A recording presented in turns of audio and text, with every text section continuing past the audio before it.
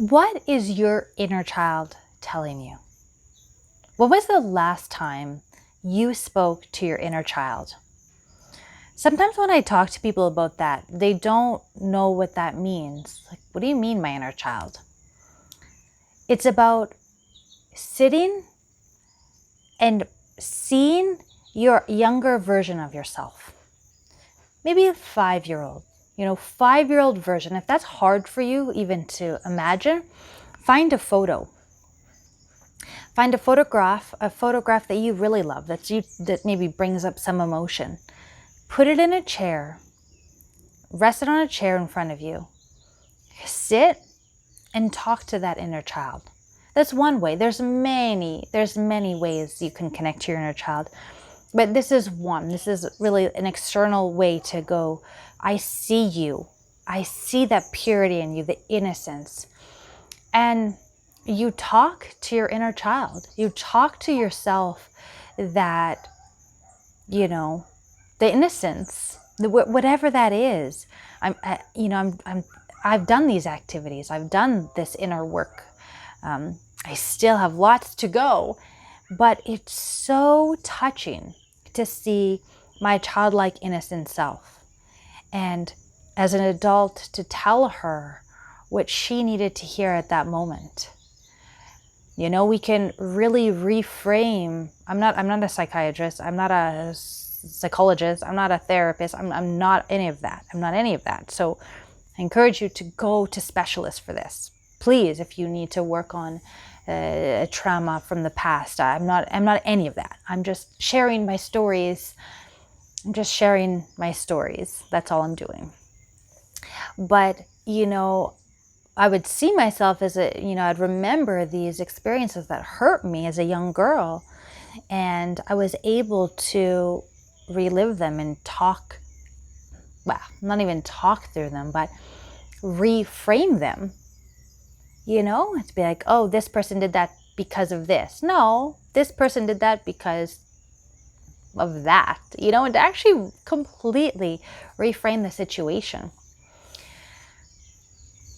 Anyways, my whole goal for this video is to talk about connecting to your inner self. Why? Because our inner self had that purity, I believe, that knowledge of the direction and the guidance and our gifts that we came to earth for. We all have different gifts. And when, I look back and I had this epiphany moment one day because I was teaching a group of, kind of a mixed group of employees, team at a hotel. And they didn't have an office space, it's a hotel. So they put us in a banquet room and they had a flip chart. Like, okay, this feels a long time ago, but it was so shocking to me. Okay, well, there's a flip chart and we're in a big room and have, a group that I'm supposed to teach. And I'm teaching and I had this flashback of me, on a flip chart, because the flip charts are quite old. We're not always, a lot of times now people do PowerPoints, or we're not writing things on flip charts really anymore. But when I was a little girl, I was writing on a whiteboard and on paper and correcting on paper. And so it just had such a big flashback of like, wow, when I was a little girl, this was my dream, was to teach. And I shared that with my clients. Wow, I just had this epiphany moment. And it's funny how I maybe forgot about it, or I pushed it away, or I didn't value it. But no, as a young girl, my gift was teaching. I love teaching. It's natural for me to teach. And I knew, as a little girl, I knew what to do. As little girl, I went on to being a teenager and I wasn't interested in parties. I wasn't interested in drinking. I wanted to read spiritual books. That was fun for me. I wanted to go to First Nations ceremonies. I wanted to travel the world and discover and start new projects and start new little jobs and companies. And I just, who I was as that little girl is is of the essence, well, the same person. Of course, I'm the same person, but really connecting to what I wanted to be when I was a little girl. And I encourage you to stop and remember, that's one of the first things I did when I was teaching English with my clients, was ask them these questions. What was your dream job when you were a little girl or when you were a little boy? Rarely do people ask them that. So they stop, they think, they forget, but I wait. I want to hear it. And they tell me, I want it to be this, I want it to be that. And it's fun because we realize, we could still do that. We can still do that if we want. So if you're feeling lost, or if you're looking for career change, or anywhere you are in the world right now, I encourage you to stop and reflect on when you were a little girl or a little boy, your dreams, your goals, your talents, your interests. That will help you to know what you could be doing as an adult right now today. That's one of your gifts that you have to bring to the world, to serve others.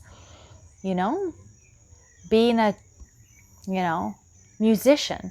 A musician can move people to tears, can bring joy, can bring laughter, can bring, like the power to help and serve others. It's just like by a natural interest to play music. There's like a huge gift to that in anything. So we all, I believe, came with these different goals and different gifts, and we knew them when we were little. So stop, think back, talk to your child's like self, your inner child, your child. Give him or her a big hug. That's emotional. Like really, take time for a moment in your day today. Give that inner child a loving hug. Say you're going to be there for them. Say you're not going to abandon them. Say you're going to listen to them. You know that they had a lot to say, and now you're going to listen to them. You didn't listen to them maybe for 20, 30, 40, 50 years, but today you're going to listen to them. They have so much wisdom and so much knowledge, but we just push them away, push them away, push them away.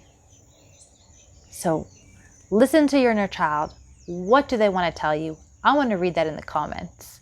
I want to hear that. If you want to share, that's vulnerable, I know. I shared mine of, playing teacher. Playing teacher, I'd go into my parents' office and pull all the papers out of their garbage and go to my bedroom and pretend I was correcting all of these exams, and I had all my little dolls and stuffed animals in front of me, and I would get dressed up as a teacher and I would teach. I don't even know what I taught. I just feel like that's so precious to think about. What if someone, and I was alone in my room, that's all, it was just me teaching. That was my dream. And and I was able to manifest this with my company of the last 11 years. And I'm grateful that I'm living what my inner child wanted me to live. So I encourage you to like, share, subscribe, and write your comments below of what your inner child is trying to tell you.